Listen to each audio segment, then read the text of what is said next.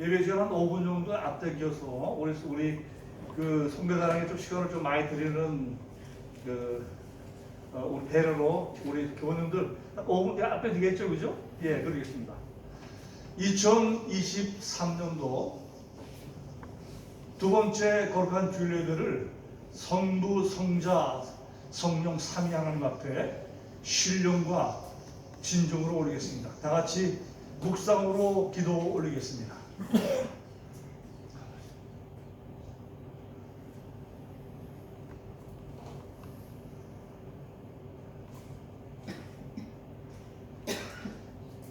하나님, 2023년도가 이제 동이 트고 한 주가 지났습니다.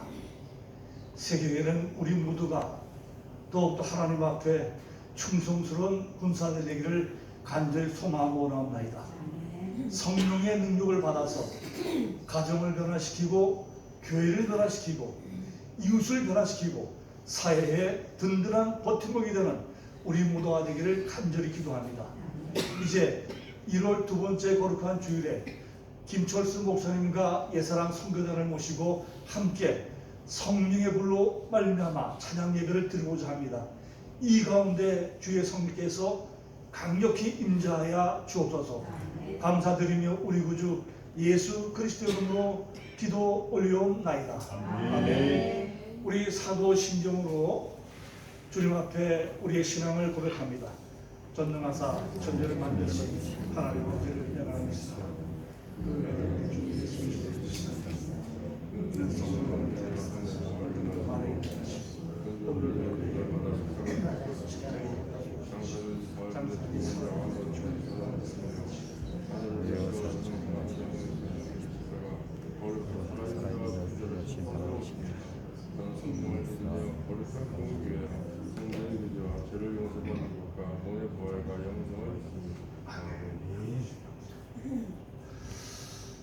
자, 잠시 소개를 드리려는 말씀드린 것처럼 우리 김철수 목사님과 예사랑 선교단은 1997년부터 이제 이 선교단을 조직해서 우리나라 각 부대를 방문해서 활동해 오셨고요. 또한 이제 우리나라 여러 교회에서도 많이 활동했습니다. 제가 가끔 20여 년 전에 우리 목사님 인천에 있을 때 가끔 봉사를 가게 되면 그 당시는 트럭 한 두 대에다가 동고창 두세 대, 제가 이게 30분 된 걸로 알고 있었는데 이론은 줄어드는 것 같습니다. 그리고 그 당시에는 성국하고 찬양을 했었는데 제가 오늘 교우들에게도 성경을 말씀드리는데 오늘은 찬양 중심의 여러 가지 장소 문제로 그렇게 갔습니다. 자, 인사를 이 정도 드리고요. 우리 바로 김철수 목사에게 넘겨서 오늘 찬양 예배를 진행하도록 하겠습니다. 우리 목사님 나오실 때 우리 힘차게 할렐루야로 우리 맞이하겠습니다. 할렐루야. 반갑습니다.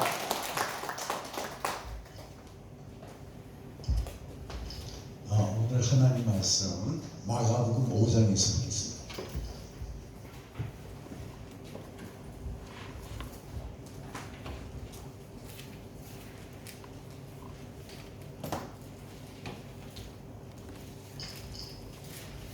마가복음 5장 25절부터 29절까지 제가 한 절 읽고 우리 성도님들이 한 절 읽고 이렇게 자리를 교독하겠습니다.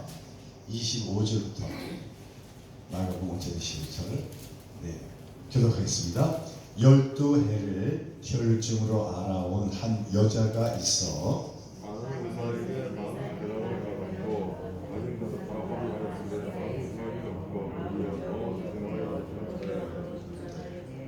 예수의 소문을 듣고 무리 가운데 끼어 뒤로 와서 그의 손에 손을 대니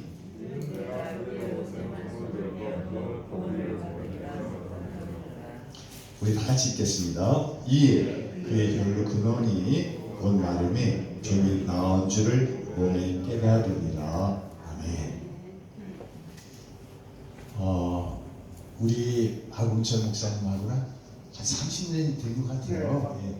그 서울에 권호준 목사님이라고 하시는 귀한 그런 여경적 지도자 원로 목사님 모시고 30년 전부터 늘 이렇게 말씀을 같이 공부해 오던 30년 지기 귀한 분이십니다.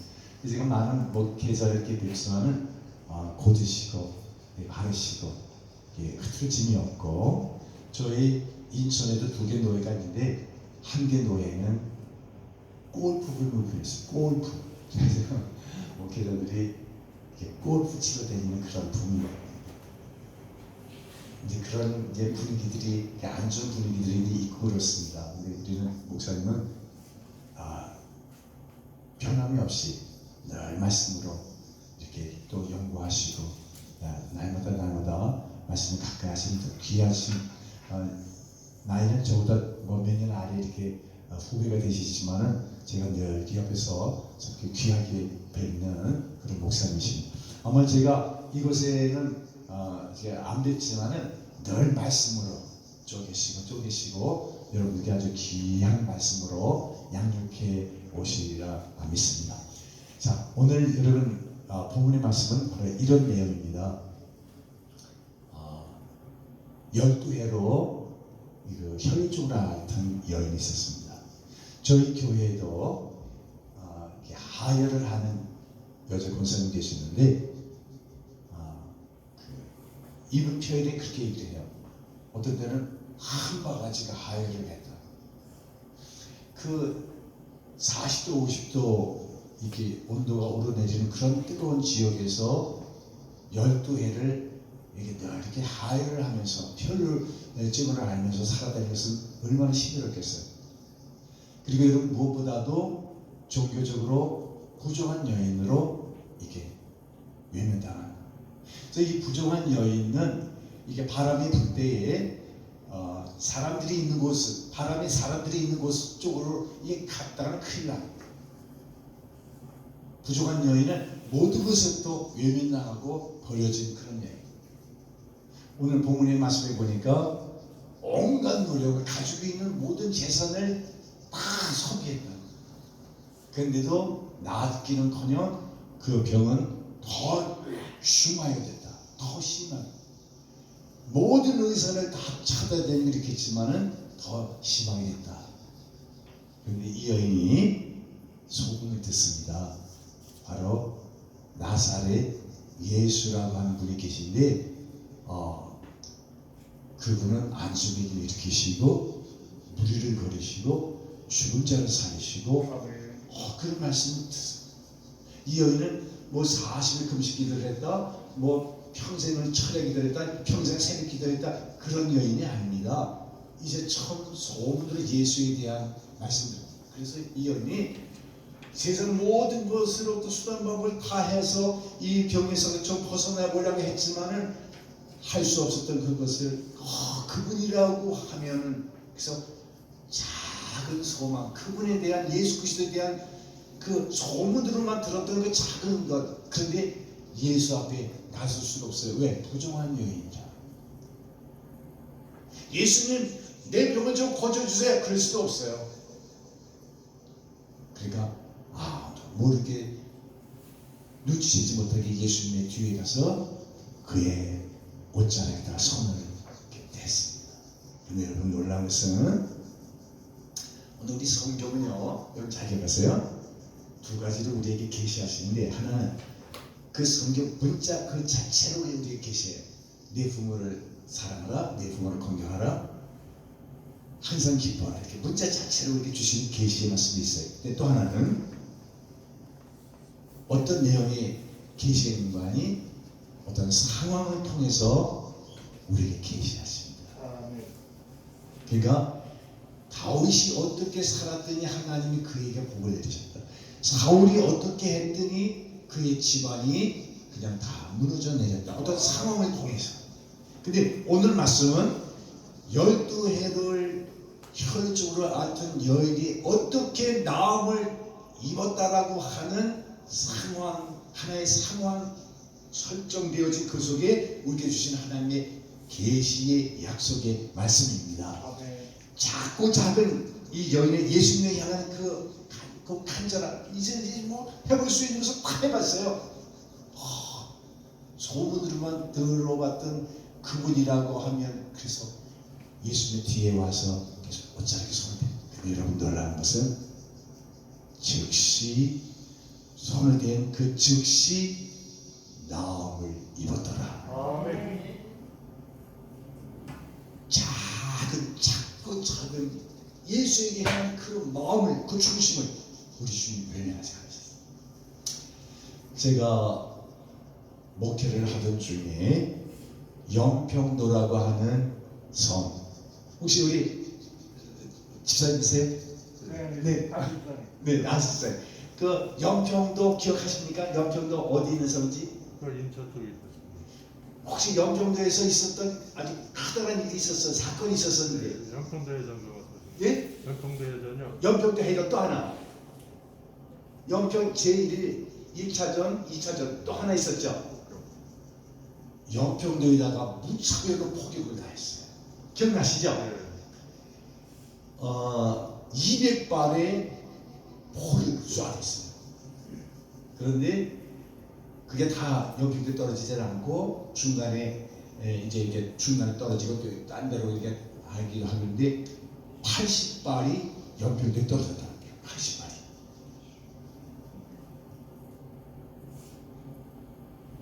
여러분, 제가 그 소식을 들으면서 제 마음속에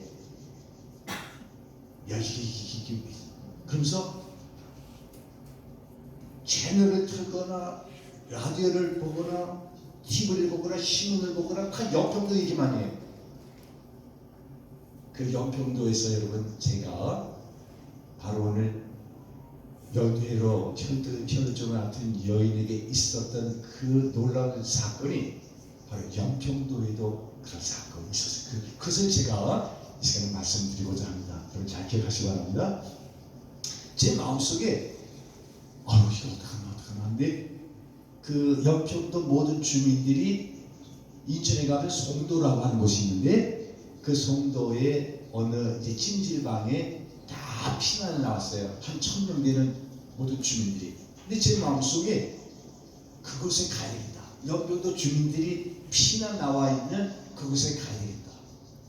밑도 끝도 없이 왜 가야 되는지 누구를 만나는 끝도 없이 그냥 거기 가야 되겠다. 근데 이거를 그냥 무시해 보려는데 계속 그 마음이 주어진 거예요. 꼭 기억하세요, 여러분. 성령의 그 불을, 성령을 소멸시키지 말라. 대사님께서 5장에 보니까 너에게 향하신 하나님의 뜻은 이것이니 성령을 소멸치 말라. 제가 목회 중에 뭔가 제 마음속 계속 성령께서 감동을 주신 것을 제가 외면하고 이렇게 할 때에 아주 후회했던 일들을 제가 많이 겪었어요. 그 중에 이제 하나가 암계 권사님이, 암계 장로님이 지금 편찮으시다고 그랬다는 얘기를 제가 듣고는 나중에 신방을 가야 되겠다. 제가 내가 지금 피곤하니까 오늘 쉬고 내일 나중에 지금 뭐 이렇게 급한가. 근데 그날 저녁에 딸랑 시험을 가요. 받아보니까 목사님, 암계 권사님이 돌아가셨대. 내가 나중에 좀 시간이 되면 오늘 쉬고 나중에 시간이 되면 여기가 있으면 내가 신방에 한번 뵈야 되겠다 했는데 밤사이 세상을 떠나시는 성도들의 모습을 보면서 순간순간 성령의 인도하심, 성령의 도우심을, 저를 이끄심을 외면하고 이렇게 했을 때에 제 목회 중에 많은 충격적인 일을 제가 겪었거든요. 이 성도의 그 찜질방에 가봐야 된다라고 하는 밑도 끝도 없는 그 마음이 계속 주어진 거예요. 그래서 누구를 왜 가는지도 누구를 만날 것도 아무도 대책도 없이 무조건 갔어요. 여러분, 이 가니까 우리 저 집사님, 안수 집사님 옆에 권사님이세요? 사모님, 그저 남편분께서 네. 그 목사님인데 소천에서 우리 사모님이 앉아 계신 그 정도에 이제 그 찜질방 제가 2층을 이렇게 이제 들어가려고 그러는데 우리 사모님 정도 이렇게 앉아 계신 거기에 어떤 여인이 그래서 여기 막 우는 거예요. 그래서 여인이 우는데 제가 달 적은 없어서 근데 그냥 우는 것만이 아니라 그래서 하나님이 김철수 목사님이 보고 싶다면서 제 얘기를 저를 제 이름을 막 이제 부르는 거예요. 김철수 목사님, 누군데 내 이름을 부르지? 그래서 제가 그 여인한테 가서 그랬더니 영평도에 우리 교회 영평교회 나오던 현아엄마 최순란이라고 하는 현아엄마예요. 아니 여기 현아엄마 여기 웬일이냐? 아니 목사님, 이 현아엄마도 내 앞에 목사님이 오시리라고 저는 상도 못하고 그냥 김철수 목사님 보시다 막 울고 있는데 김철수 목사님 내 앞에 와 있구나. 근데 나중에 보니까 이것조차도 성령의 인도하심이었어요.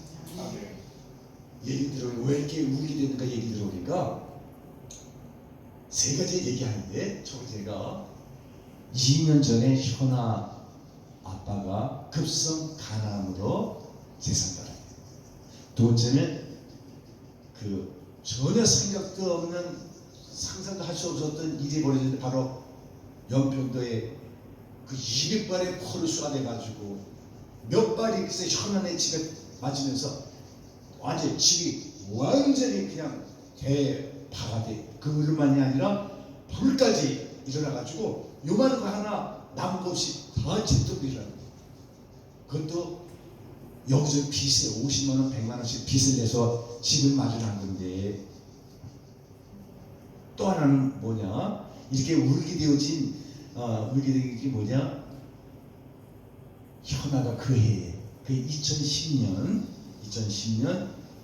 바로 그 해에 수시로 대학에 원서를 넣었는데, 그래서 합격을 했는데 몇 월 며칠까지 등록을 해야 된다 준비를 하고 있었는데, 그러면 느닷없이 연평도에 폭격이 떨어지면서 막 전 주민은 바로 인천으로 피난 나가야 된다 그래가지고 뭐 준비할 것도 없이 그냥 슬리퍼 바람으로 그냥 아무도 소리 듣고 것도 없이 나왔단 말이에요. 그리고 이렇게 정신 차리고 이렇게 하다 보니까, 아니 현아야, 너 그 대학 등록이 언제까지라 그랬지?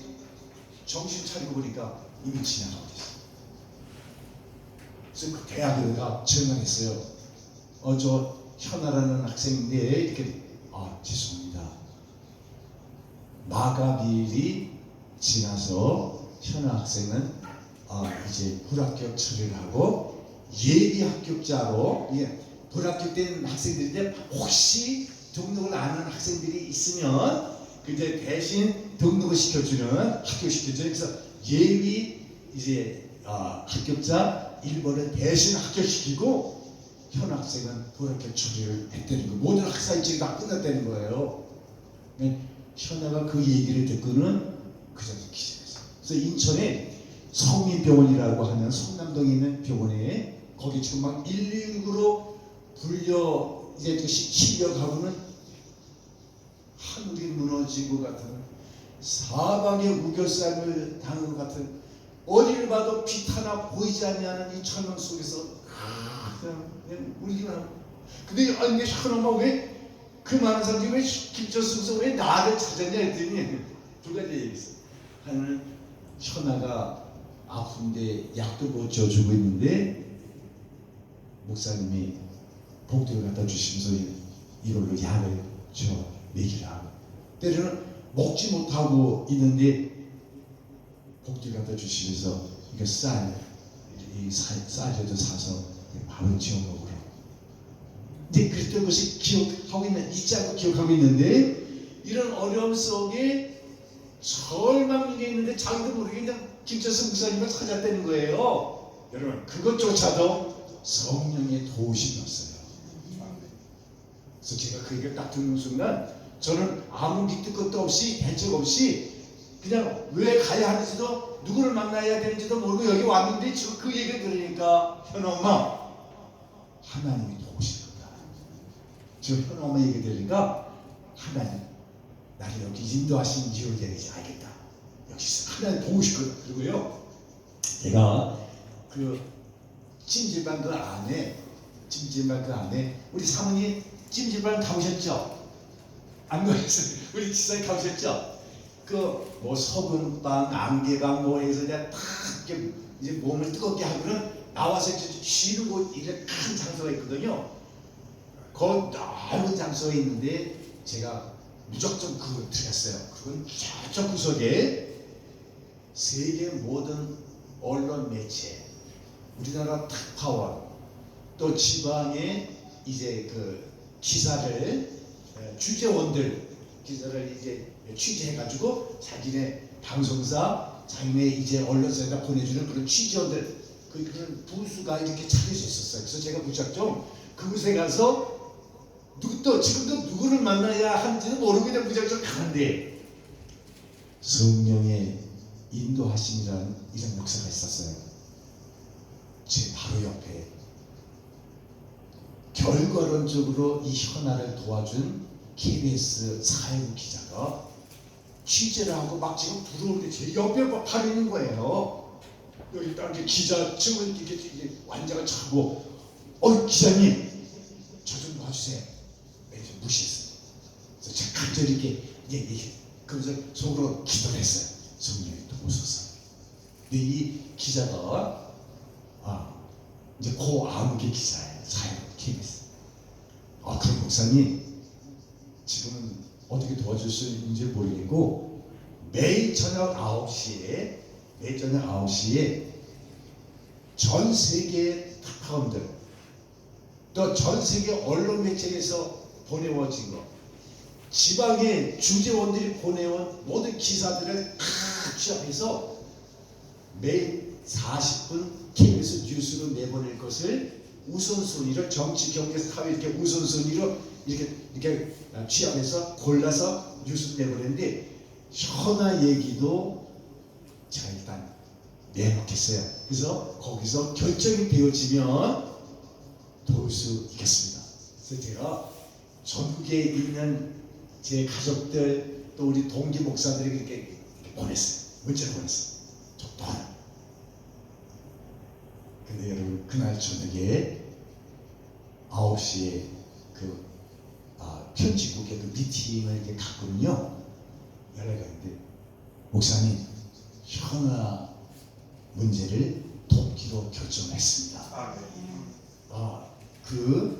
내일 그날이 금요일이었어요. 토요일날 내일 오전 11시에 그 진지방에서 목사님 현아 엄마 이렇게 취재하러 나갈 테니까 거기서 뵙기를 원합니다. 그래서 저 만났어요. 뭐 카메라 기자, 뭐 작가, 뭐 해가지고 이렇게 큰 손으로 이렇게 났어요. 그래서 2-3시간 이렇게 이제 취재를 했어요. 어떻게 제가 이게 KBS 뉴스에 나올지는 저는 모르겠어요. 그래서 저는 그 신문으로 치면 저 구석에 뭐 쬐끄만 5단 기사 정도 쬐끄만 이렇게 정도로 나오면은 뭐 다행이다 이렇게 생각을 했는데 보세요. 토요일날 저녁에 9시가 가까이 오니까 이제 이런저런 프로가 이렇게 이제 다 이렇게 끝만 나가면서 9시 가까워요. 그럼 밑에 그날의 9시 뉴스 헤드라인 뉴스 제목이 이렇게 지나가요. 근데 그때 당시에 아까 우리 집사님 말씀하신 것처럼 여러 가지 사건이 있었는데 그 중에 특별히 천안함 사건 그리고 연평도 포격 사건에 책임을 지고 김아우계 장관이 사임하다. 그리고 후임으로 김관진 장관이 새로 임명되다. 그게 첫 번째 뉴스였어요. 두 번째 뉴스에 이렇게 뜨는데 연평도 포격 사건으로 잃어버린 현아 학생의 대학 진학의 꿈 이게 두 번째였어요. 어째 소름이 돋겠어요. 그리고 이제 그 얘기 이렇게 지나는데요. 그 뉴스가 마치 나오면 막 실시간 댓글이 막 뜨는데 대통령은 뭘 하냐? 교육부 장관은 뭘 하고 있느냐? 그 총장은 뭘 하고 있는데 대학 총장은 뭘 하고 있는데 이게 개인의 얘기냐? 지금 국가적인 위기 속에서 국가적인 어려움을 당해가지고 지금 이렇게 등록을 못했는데 그걸 개인의 문제를 가지고 막 강하는 댓글이 막 떴어요. 조금 있다가 청와대 마크가 딱 뜨더니 거기에 이런 댓글이 떴어요. 보내주신 글들을 잘 봤습니다.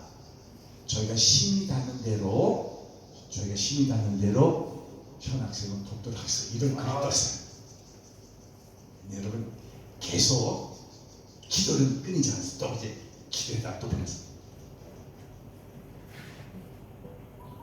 잘 들으세요 여러분. 그날 저녁에 미국에 출장 가 있던 대학 총장으로부터 이 KBS 사회부기자 고아무개 기자에게 전화가 왔는데 우리 대학이 현아 학생을 구제하기로 하겠습니다.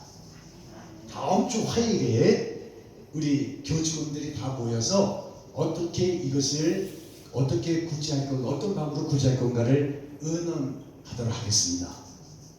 또 이렇게 말했어요.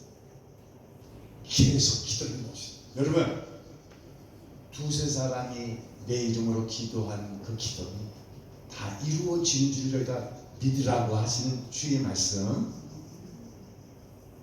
여러 사람이 중보 기도가 끊이지 않았어요. 드디어 그 다음 주일날 화요일날 교직원 회의를 했는데 이런 결정이 나왔어요. 잘 들으세요.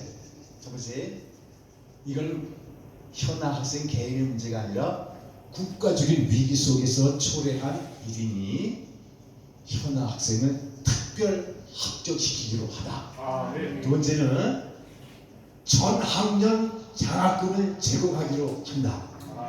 세 번째는 얘가 섬에서 살고 있다고 하니까 대학 졸업 때까지 기숙사를 이용할 수 있도록 전 학년 기숙사비를 제공하기로 한다.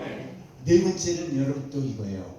전화상으로는 그렇게 얘기가 되어졌는데 그 주간에 목요일날 오후 3시에 현아하고 현아 엄마가 전 학생들이 다 모여있는 그곳에 강당에 가서 이제 장학증서 또 그 기숙사 이제 그 무료로 이용할 수 있는 그 다 이제 받는 이 총장이 이 호주머니에서 뭘 꺼내는 거예요.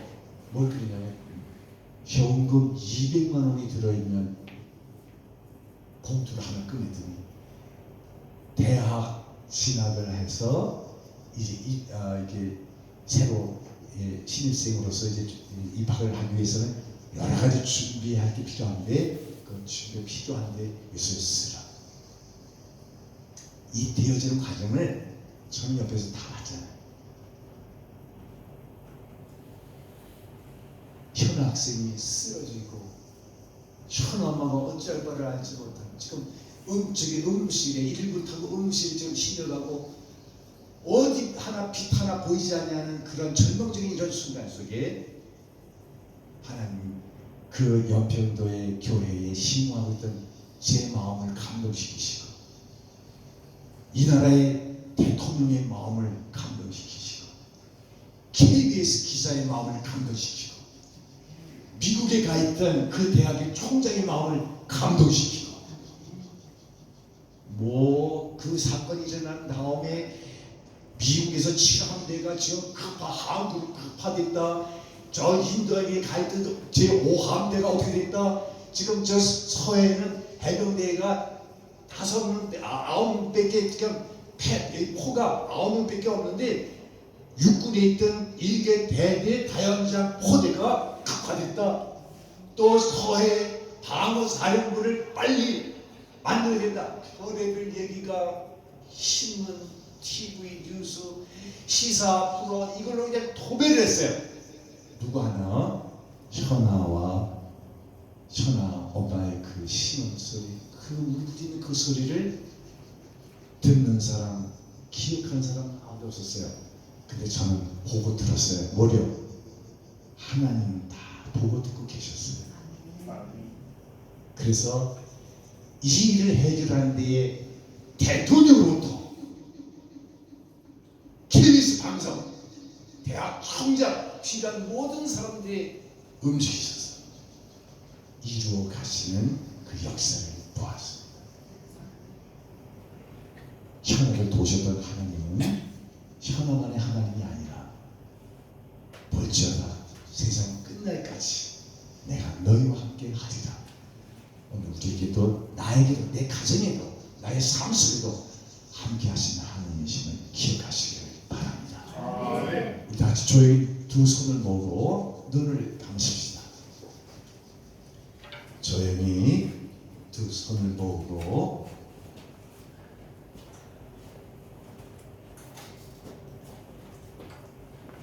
눈을 감으십시다. 혹시 우리 이 자리에 함께 하신 우리 성도님들 가운데 어려운 가운데 있는, 특별히 코로나의 사태, 계속되는 코로나 사태, 3년간의 이 사태 속에서 어려움과 절망과 사방을 돌아봐도 어디 하나 빛 하나 보이지 않는 그런 어려움 속에 있는 그런 분들은 없습니까? 오늘 주신 말씀 기억하면서 12년 동안이나 혈중으로 앓던 여인을 애놓지 않으셨던 주님, 저 현아 학생의 그 안타까운 모습을 외우지 않으시던 우리 하나님, 그 하나님은 오늘도 나의 삶 속에, 내 가정에 함께 하시는 하나님을 기억하면서 오늘 살아갈 수 있게 되기를 바랍니다. 우리 같이 기도하겠습니다.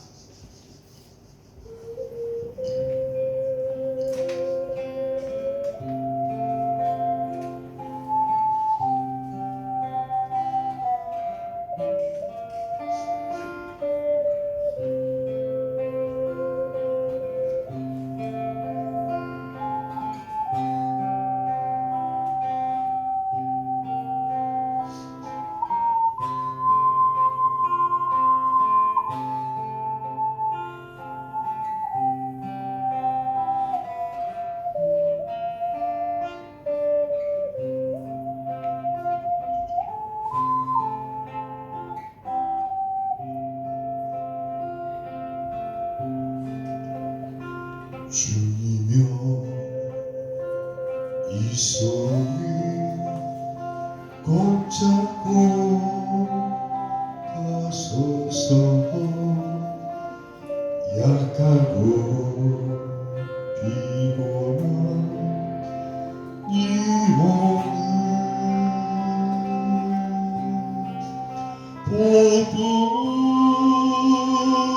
흑암서 해치사 빛으로 그여 날 인도하소서.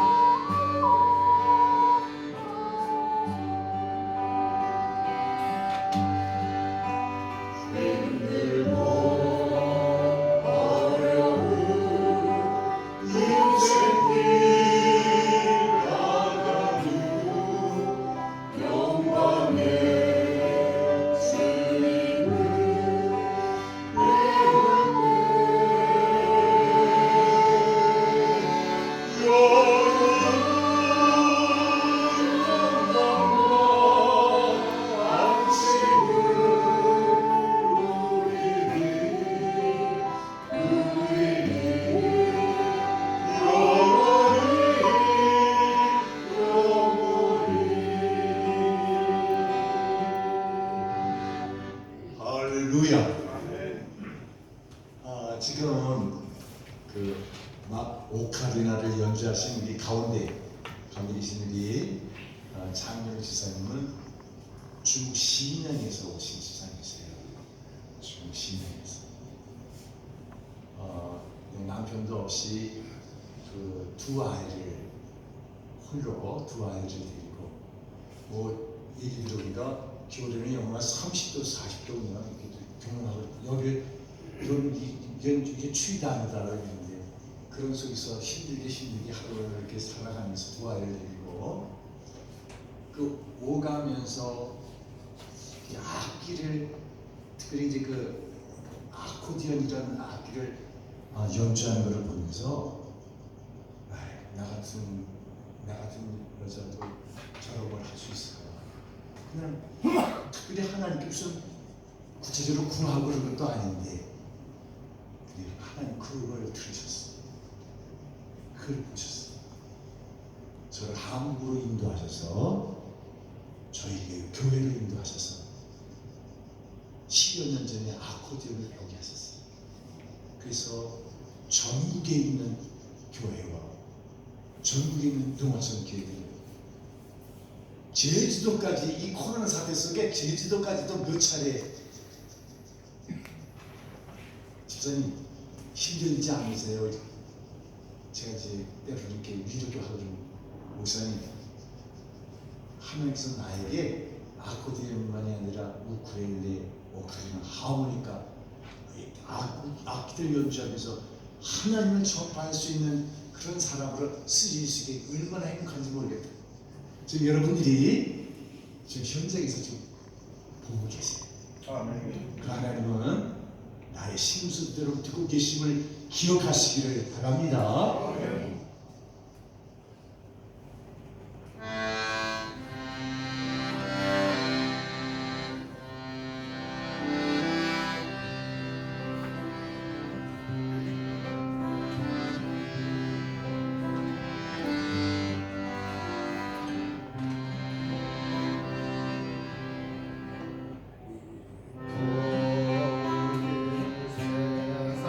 세상을 만나서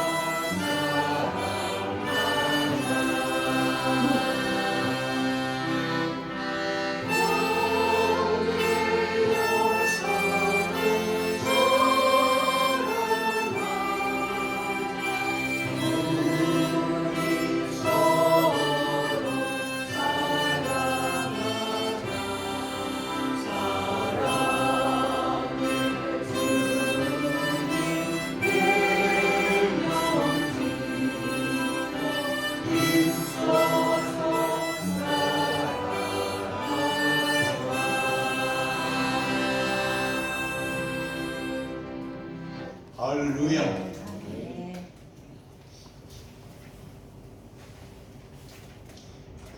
여기 지금 아코디언을 이렇게 메고 앉아 계신 5분 계신데 지금 이 아코디언 팀의 평균 나이가 70이에요, 목사님. 평균 나이가 70. 우리 집사님 또 저 두 번째 계신 우리 권사님 70 되시면서부터 아코디언 시작해서 지금 7년 8년. 또 지금 오늘은 이 시간에는 오카리나 또 예수 사랑하심 이것을 우리 연주하겠습니다.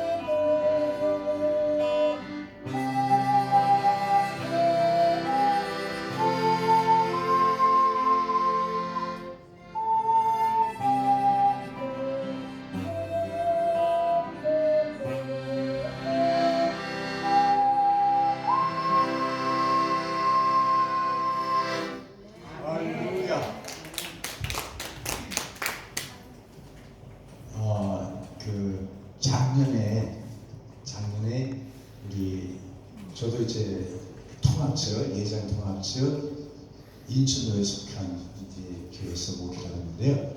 그 통합식의 총회장이셨던 유영모 목사님, 일산에 한숨학교에 유영모 목사님 계세요.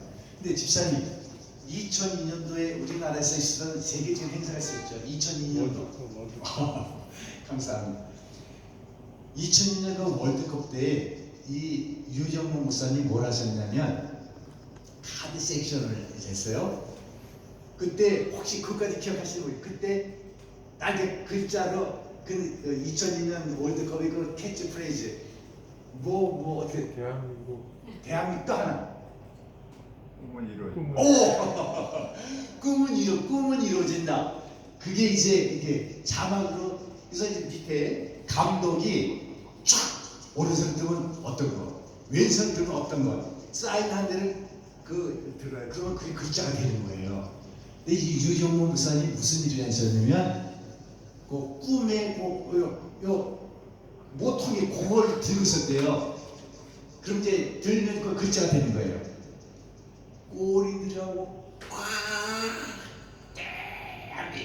목이 터져라 그냥 꼴함. 그 볼을 쳤는데 그게 내부 안에 들어간 게 뭐가 좋은 건지 이 목이 그냥 다 터지고 얘 그냥 어느 날 새벽 기도를 하는데 하나님의 음성이 들리더래요. 사랑하는 종아, 네가 공을 차는 일에 목이 터져라고 외치되는데 네가 나를 찬양하는 일에 하나님 나 여호와를 찬양하는 일에 네가 얼마나 힘쓰느냐 그런 음성이 들리더래요. 그러니까 이 유영모 목사님이 총회장이셨던 이 유영모 목사님이 너무 부끄러운 거예요. 너무 창피한 거예요. 공 차는 일에 내 모든 것을 걸었던 거기에 하나님을 찬양하는 데는 손뼉치며 죽은 소리로 크게 외칠지어다. 요한은 지극히 광대하시니 그 이름에 합당한 영광을 돌릴지어다. 이게 우리에게 하시는 하나님의 말씀인데 혹시 여러분 나는 요한을 찬양하는 일이 그 유영모 목사님만의 얘기가 아니라 나는 어땠는가 되돌아보면서 이 시간에는요 우리 한번 다 같이 찬양하는 시간이 갖겠어요. 우리 한번 힘있게 우리 손 치시면서요 일어나 걸으라 우리 예수 사랑하신 우리 시가 하실 때에 우리 같이 찬양 드릴 수 있게 되기를 바랍니다.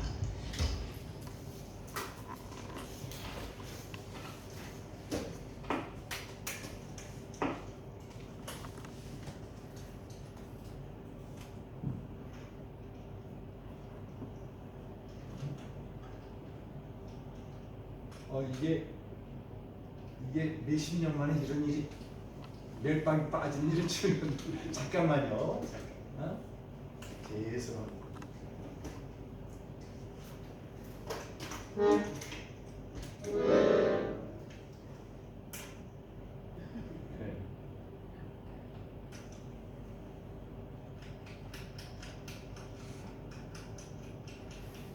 이제 바로 다시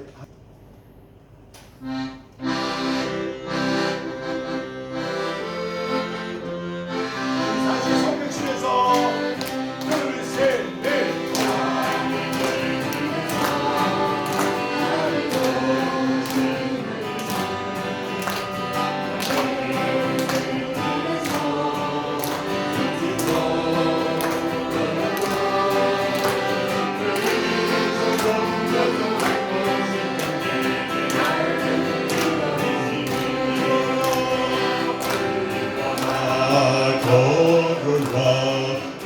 새 힘을 주리니 일어나도 이까지 걸어라 내 너를 거는 나의 등 위에서 나의 등 위에서 나를 던지니 네가 많이 일어날 때 버리지 않고 뒤지고 건너여 넘어질 때며 나라와 선생이시네 일어나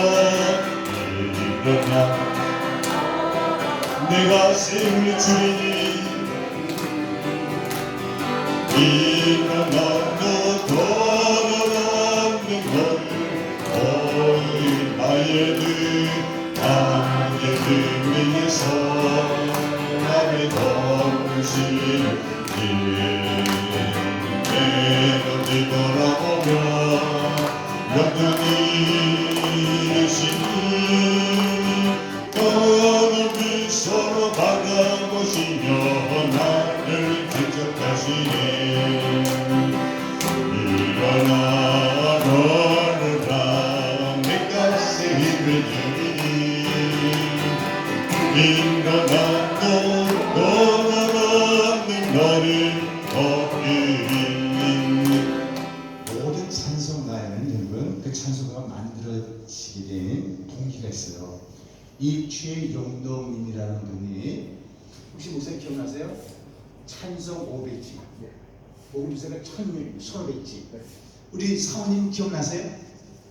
그 복음서가 집을 다 손으로 그려서 만드셨던 분이 최용동님이에요.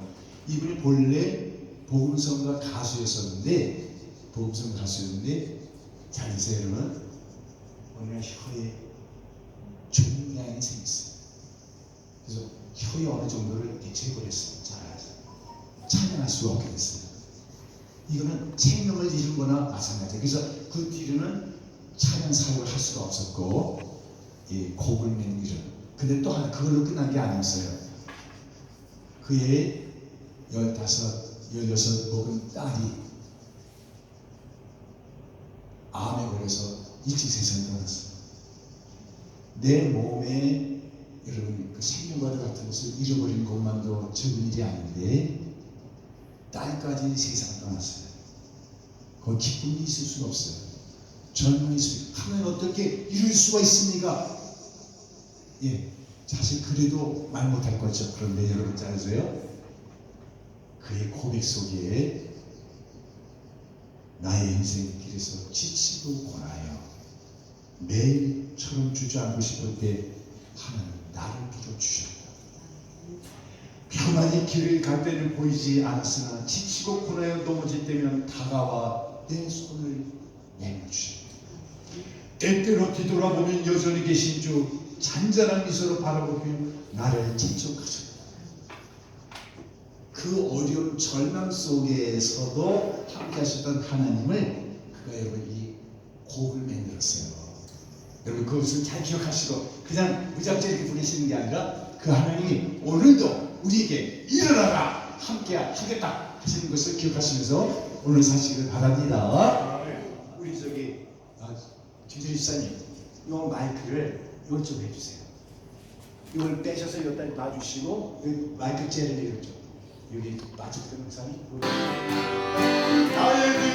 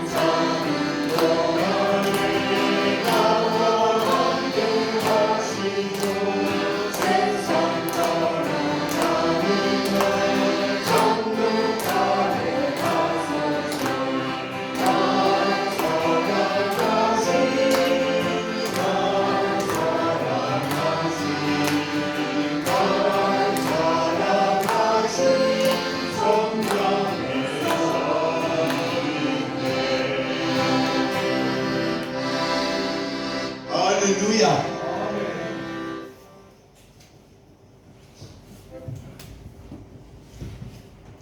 사장님, 우리 안수 집사님 계속 도와주셔서 감사합니다.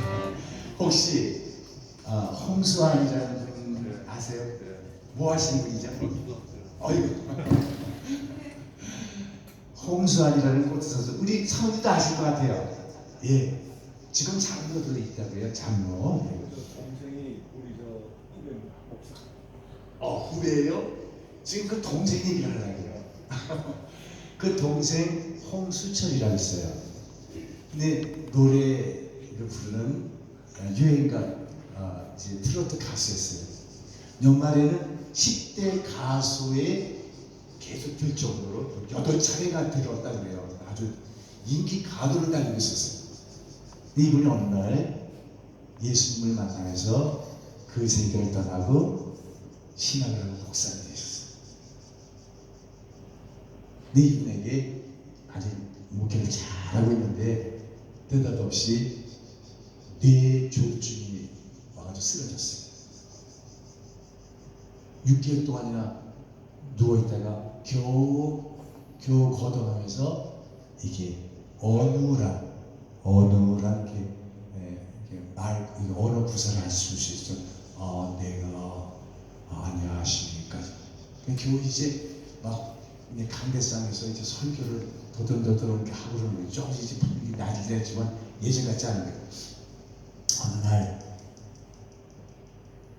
내가 매일 기쁘게 CTS에서 하는 간증 프로, 내가 매일 기쁘게의 간증 프로에 나왔는데 그 최성규 아나운서가 목사님 이제 한 50분 간증을 하고 맨 마지막에 목사님 혹시 좋아하는 찬송 있으세요? 물었어요. 이 홍수철 목사님이 예, 제가 좋아하는 찬송이 있습니다.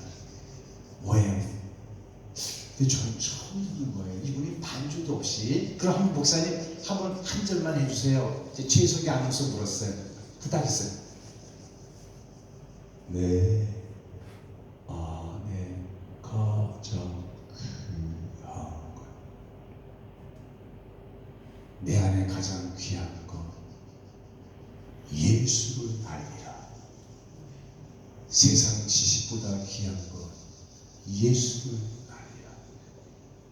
금보다 귀한 것 예수를 알리라. 내 안에 가장 귀한 것 예수를 알리라. 저는 그날 그 프로를 보다가 그 찬송을 처음 듣는데 그 가사가 이렇게 전달되면서 제가 무너져 버렸어요. 노래 잘해서가 아니었어요. 찬송이 은혜가 돼서가 아니었어요. 그 가사가 예수를 아는 이게 가장 기초한 거라고 하는 그 찬송. 남보다 내가 더 큰 교육을 해야 되겠다. 남들 나 제일 시스 하면 되는데 나도 그런 적을 해야 되겠다.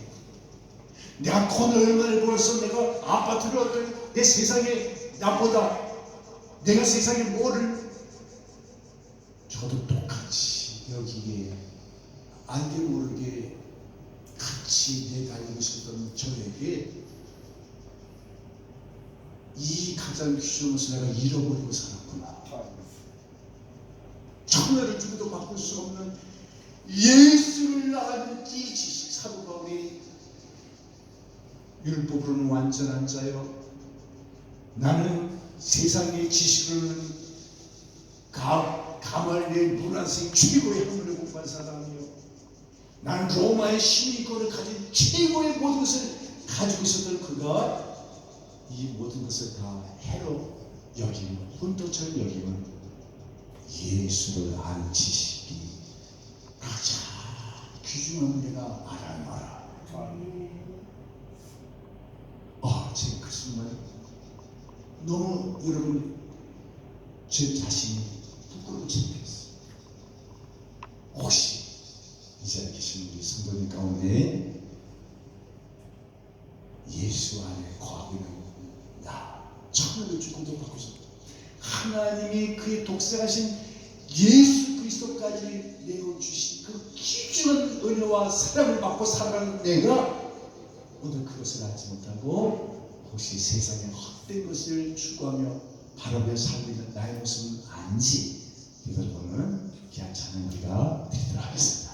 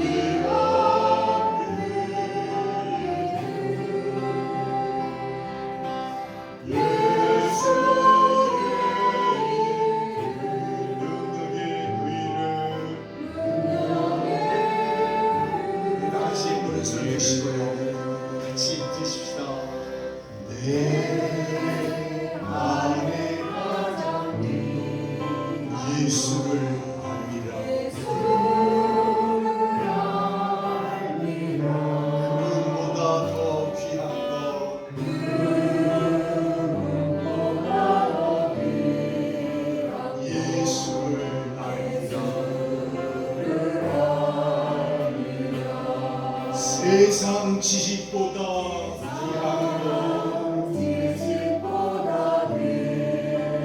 예수를 알리라.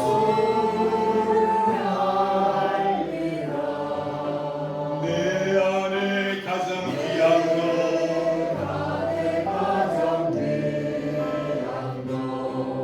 예수를 알리라.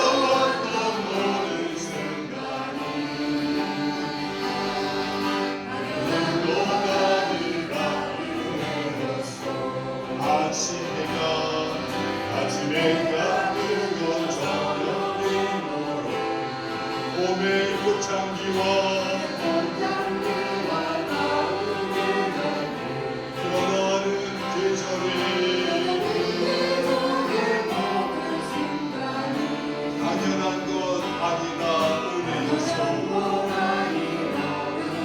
우리 나가서 오늘 성도신 같이 모든 것이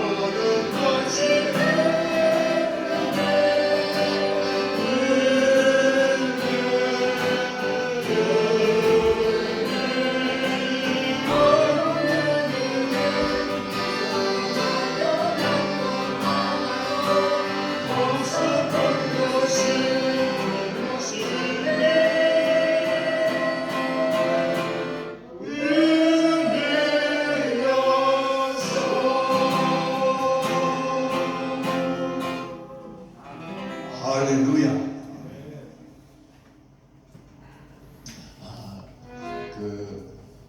송경민이라고 하는 7살 먹은 어린아이가 있었습니다. 그 아버지는 이제 가정을 버리고 세상으로 어디로 가는지도 어떻게 가는지도 어떻게 떠나버리고 3억 5천이라고 하는 큰 빚만 남기고 이제 가정을 버리고 떠났습니다. 그 어머니는 그때 나이가 27 어린아이였어요. 이 송경민이라고 하는 7살 먹은 이제 어린 아들, 또 그 동생, 그 삶이 얼마나 아주 구차하고 피폐